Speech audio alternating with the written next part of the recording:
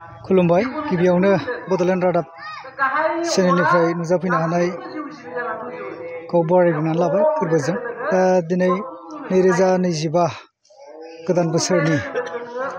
बयनिसिमबो गाहाम हामलायथि हरग्रोनानै दिनै जिहेतु गसाइगाव जिल्ला ब्रह्म धोरोम आफादनि थामथि खेब बोसोरारि जथुम्मा, बे बोसोरारि जथुम्माखौ जोङो गसाइगाव जिल्ला ब्रह्म धोरोम आफादनि सिङावनो थानाय राजादाब्रि गामिनि ब्रह्म मन्दिराव जोङो 4 आरो 5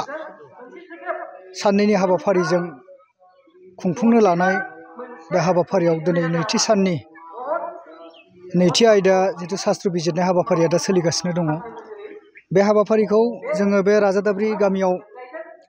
फालिनो मोननानै गसाइगाव जिल्ला ब्रह्म धोरोम आफादनि जानानै जों गिबियावनो गोरबोजों बिथांमोननिसिम सिबिनाय आरो हामलायनायखौ जों होग्रोबाय। दा जोंनि गसाइगाव जिल्ला ब्रह्म धोरोम आफाद हिसाबै जोङो दुलाराय ब्रह्म धोरोम आफादजों आफादनि आवथायाव थानानै बा बिथांमोननि जेनाखि कनस्टिटिउसन दुलाराय ब्रह्म धोरोम आफादनि जे संबिधान, बे संबिधानखौ दहाय होनानै गसाइगाव जिल्ला ब्रह्म धोरोम आफादाबो दिनै उनफिननाय गैयै जों खामानि मावलांनो थाखाय मोनसे जोंहा सिद्धान्त दङ।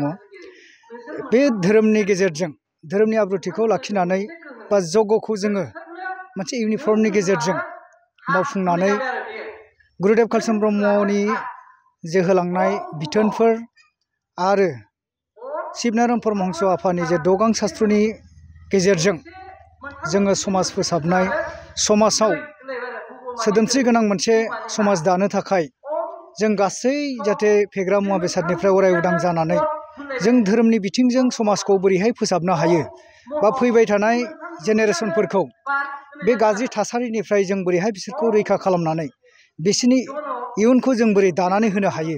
बिसोरनि गोग्गो सोलोंथाइखौ जों बोरै होनो हायो, समाजनि मान दान्दाखौ जों बोरै लाखिनो हायो, एबा न'खराव बिमा बिफाखौ जों इसोरबादि फालिनानै फिसाफ्रा बिमा बिफानि सत्रसायाव थानानै गावनि सोलोंथाइखौ बोरै आदाय खालामनायनि बे फर्मुलाफोरखौ जों मोननो हायो। नैबे बिथिंखौ लानानै जोङो दिनै खामानि मावनो गसाइगाव जिल्ला ब्रह्म धोरोम आफाद हिसाबै जों आवगायबोदों। आरो जोङो बेल' नङा, जोङो गसाइगाव जिल्ला ब्रह्म धोरोम आफादनि सिङाव थानाय जेसेबां गामिफोर दङ, जों गासै गामिफोरावनो गामि गोरा बिथांमोनजों सावरायनानै जों मोनसे मबिलाइजेसननि जे परिकल्पना लादों। जोङो मबिलाइजेसन खालामनानै पुर्निमा अमाबस्या जगखौ जों गायसननानै होनानै बिथांमोना जाहाथे प्रत्येक मासाव खेबनैबाबो धोरोमनि बाथ्राफोरखौ सावरायनानै मोनसे आब्रुथिखौ जाहाथे जों गामि गामि ओनसोलाव जों सृष्टि खालामनानै लानो हायो, बिनि थाखाय जों खामानि मावनायखौ जोङो दिनैनिफ्राय आवगायदों। आरो बिदिनो जोङो दुलाराय ब्रह्म धोरोम आफादनि बिथोन बायदियै बिथांमोननि जिहेथु संबिधान, बे संबिधानखौ दहाय होनानैनो जों अरायबो मावलांगोन। गुरुदेवा जे बोसोनफोरखौ होलांदों, गुरुदेबनि 14थि जे बोसोन, बे बोसोनखौ जों फोथांनानै लाखिनो थाखाय जों बिराद गिदिर मोनसे जोंहा परिकल्पना दङ। आरो गुरुदेबनिनो गुरु शिबनारायण परमहंस बाबानि जे 6 गां शास्त्र बिजाब, बे 6 गां शास्त्र बिजाबखौनो दिनै जोङो अखरे अखरे फोरोंनानै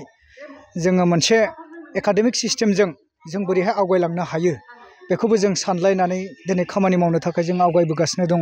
बेबायदिनो बायदि बिथिंजों खामानि मावनानै जोङो दिनैनि थासारिखौ जाहाथे मोजां जों सुसंस्काराव लाबोनानै गासै गाज्रि मुवा बेसादनिफ्राय जों अराय उदां जानानै जों श्रेष्ठ मानब, जायखौ जोंखौ होनदों श्रेष्ठ मानब जाथि हिसाबै जों जाहाथे बुहुमाव गसंथानो हायो, बे गिदिरथार सिमांखौ लानानै जों दिनै गसाइगाव जिल्ला हिसाबै खामानि मावनो आवगायबोदों।